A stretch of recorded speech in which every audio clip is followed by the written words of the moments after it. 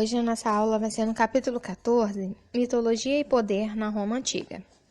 As chamadas línguas neolatinas, das quais fazem parte o português, o espanhol, o italiano e o francês, têm em comum muitos aspectos gramaticais e diversos vocábulos. Isso ocorre porque essas línguas tiveram uma raiz comum. Todas se formaram do latim, a língua falada na Roma Antiga. Mas a língua não foi o único legado que os romanos deixaram para a posteridade. Outros aspectos que fazem parte do nosso cotidiano também tiveram sua origem naquela sociedade. Entre eles encontram-se a república, forma de governo adotada pela primeira vez em Roma, a noção atual de direito, inspirada no conjunto de leis adotadas pelos romanos, e a prática da sauna, derivada do hábito romano de frequentar banhos públicos. É muito importante analisar a história da Roma Antiga para entendermos por que, mesmo depois de mais de 2000 anos, esses legados continuaram tão vivos em nossa sociedade. Origem mitológica de Roma. De acordo com o mito sobre a origem de Roma, havia na região um pequeno reino Alba Longa, governado pelo reino Mitor. Ele tinha um irmão invejoso, Amúlio, que o prendeu e tomou seu lugar. Temendo que sua sobrinha Réia Sílvia tivesse um filho que herdasse o trono, mandou prendê-la também. Todavia, o deus Marte apaixonou-se por ela e deu-lhe 2 filhos gêmeos, Rômulo e Remo.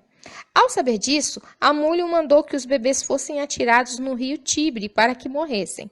No entanto, dias depois, um camponês encontrou-os vivos, sendo amamentados por uma loba.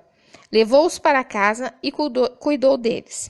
Depois de conhecerem sua verdadeira história, Rômulo e Remo expulsaram Amúlio do reino e libertaram seu avô, que voltou a ser rei.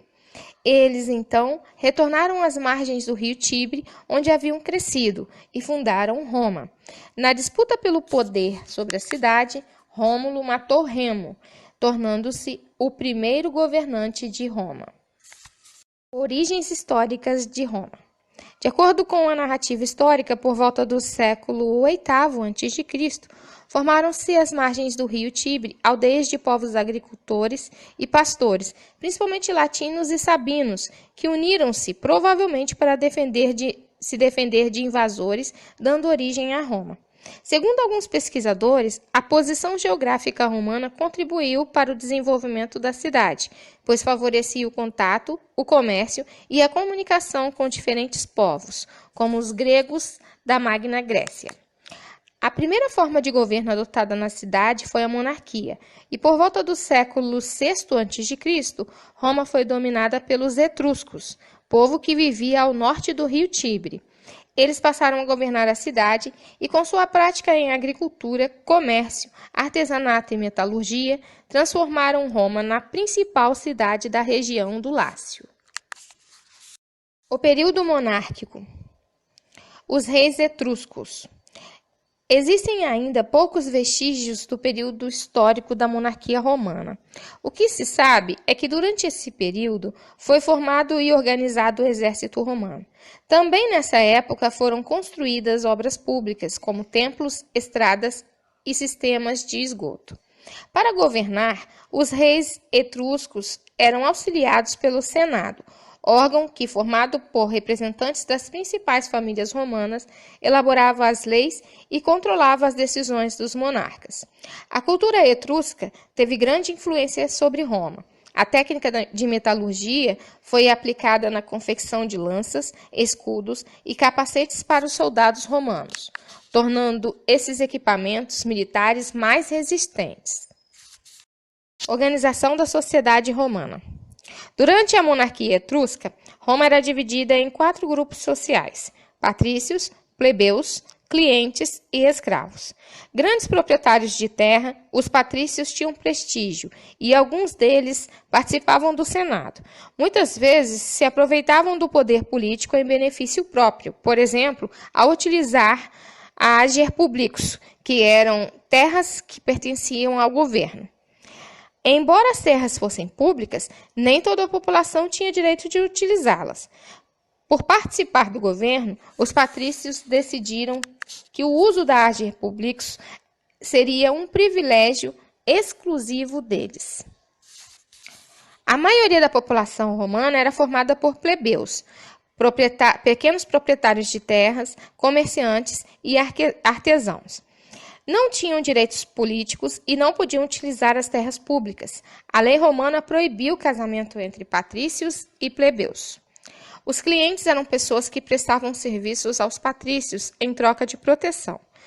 Quanto mais clientes se colocavam a serviço de uma família patrícia, mais poderosa ela era considerada. Como acontecia a outros povos da época, em Roma, os prisioneiros de guerra e as pessoas endividadas se tornavam escravos. No entanto, durante o período da monarquia, os escravos eram pouco numerosos, condição que cresceu nas fases posteriores da história romana. As diferenças sociais entre patrícios e plebeus agravavam-se ao longo do tempo, gerando muitos problemas para o governo romano. Com medo de revoltas da plebe, os reis etruscos começaram a tomar atitudes para favorecê-la. Permitiram que plebeus ricos participassem do exército e diminuíram a influência dos patrícios no governo. Descontentes com as mudanças e pretendendo manter seus privilégios, em 509 a.C., os patrícios tramaram o fim da monarquia e criaram uma nova forma de governo, a república. A organização da república, nós vamos ver os senadores, os cônsules, os pretores, os censores, edes, questores e os centuriões. E também na pirâmide abaixo nós podemos ver como era a participação deles na pirâmide da república. Em latim, idioma da Roma antiga, a palavra república, res publica, significa coisa pública, bem comum ou coisa do povo. Entretanto, na República Romana, inicialmente a participação política era um direito apenas dos patrícios. O Senado era o órgão com maior poder político da República Romana. Os funcionários do governo republicano exerciam os cargos públicos, como nós podemos ver na pirâmide social.